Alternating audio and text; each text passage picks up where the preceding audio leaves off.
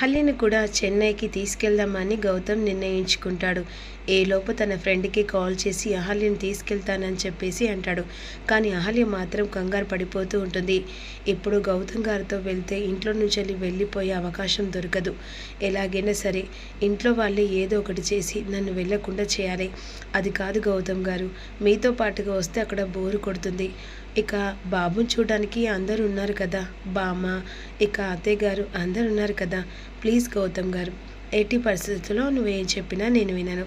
ఎందుకంటే పెళ్ళైటి నుంచి నువ్వు ఇంట్లోనే ఉంటున్నావు, బాబు పుట్టిన తర్వాత కూడా ఇక్కడే ఉంటున్నావు.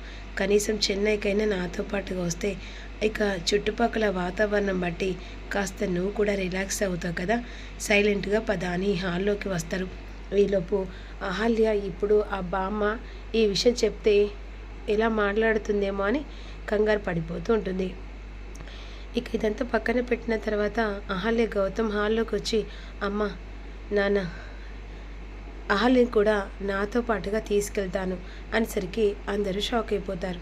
ఏం మాట్లాడుతున్నారా, నీ పిల్లాన్ని బాబుని తీసుకొని వెళ్ళడం ఏంటి? అయినా ఇప్పుడున్న వాతావరణాన్ని బట్టి బాబుని బయటికి తీసుకెళ్లాల్సిన అవసరం లేదు.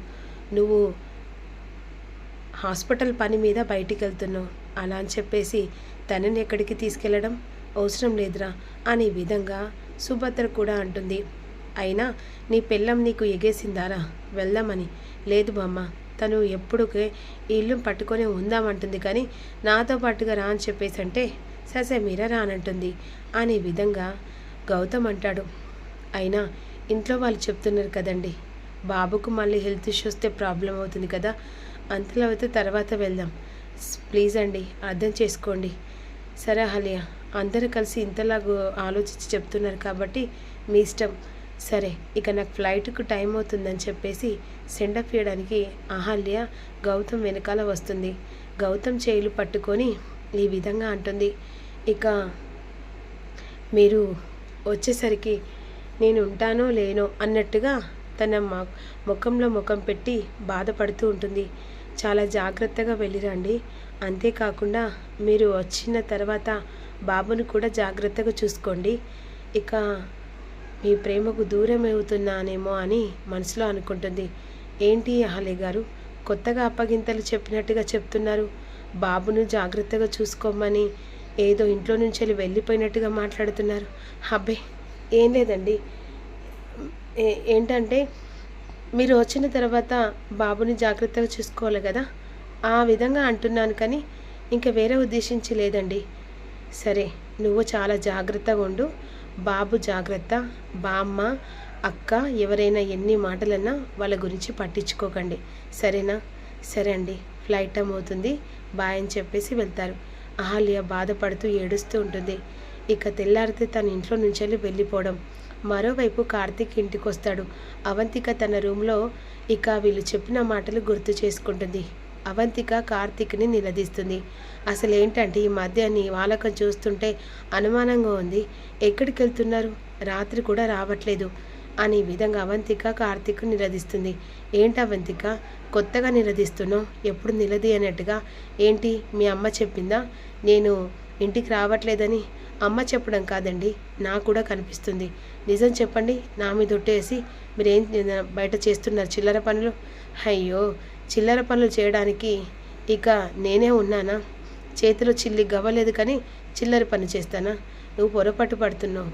ఏదైనా బిజినెస్ పరంగా పెట్టుకుంటే బాగుంటుందని ఫ్రెండ్స్ని కలిసి వస్తాను, కాకపోతే కొంచెం చిన్న పార్టీగా చేసుకుంటున్నారు, అక్కడ లేట్ అవుతుంది అంతే. ఎందుకంటే బిజినెస్ పరంగా డబ్బు కావాలి కదా, మరి మన ఇంట్లో ఉంటే ఎలా దొరుకుతుంది? అలా అని అంతే కదా. అయ్యో, నీతో ఎప్పుడైనా అబద్ధం ఆడనా అవంతిక అని చెప్పేసి దగ్గర తీసుకుంటారు. వాళ్ళ మాటలు పట్టించుకోకు, నీ భర్త నేను, నా మాట విను. అమ్మయ్య, నా పిల్లానికి అనుమానం రాలేదు అనే విధంగా మోస తీసుకుంటూ ఉంటాడు ఇక కార్తీక్. మరోవైపు అహల్య బాబు దగ్గరికి వెళ్ళి బాబును పాలిచ్చి పడుకోబెడుతుంటుంది.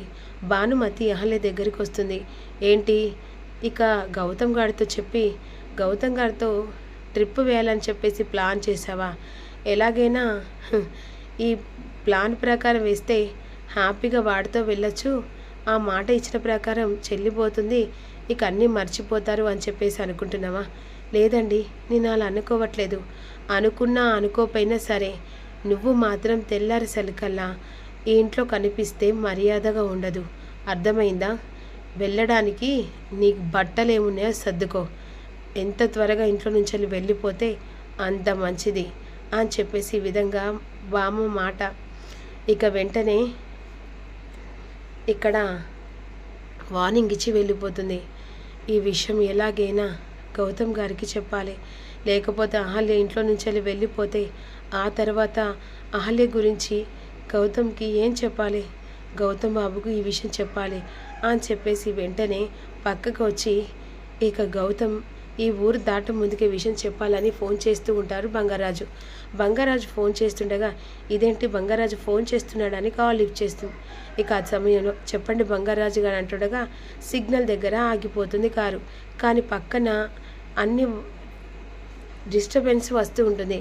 చెప్పండి బాబు, నీకు విషయం చెప్పాలి, అసలు ఏం జరిగిందంటే అని విధంగా చెప్పబోతుండగా బంగారాజు గారు మీ మాట వినిపించట్లేదు. అయ్యో బాబు, అహల్యమ్మ తెల్లారితే వెళ్ళిపోతుంది.